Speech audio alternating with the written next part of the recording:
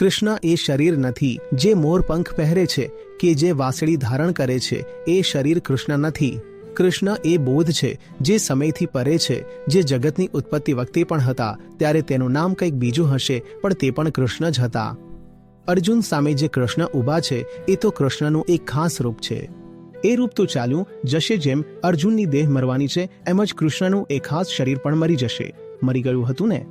તમે જેને કૃષ્ણ કહો છો એ તો કૃષ્ણના અનંત રૂપોમાંથી એક રૂપ છે જે અર્જુન સામે દેખાયું. તો એક ચહેરાને કૃષ્ણ સમજી ન લેવું. આ વાત તેઓ ફક્ત અર્જુનને નથી સમજાવતા, આ વાત તેઓ બધા અર્જુનોને સમજાવે છે કે તમે મને ફક્ત એક ચહેરો માની બેઠા છો. અરે હું ચહેરો નથી બાપા, હું તો ચહેરાથી ઘણો આગળ છું. મારા ન જાણે કેટલાય ચહેરાઓ થઈ ગયા છે.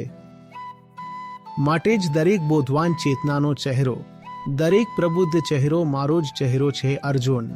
અને દરેક એ વ્યક્તિ કૃષ્ણ જ છે જે બોધમાં જીવી રહ્યો છે.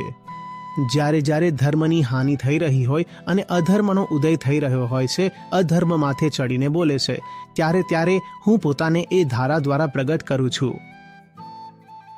તો શું પ્રગટ થવું એ કૃષ્ણનો નિર્ણય હોઈ શકે?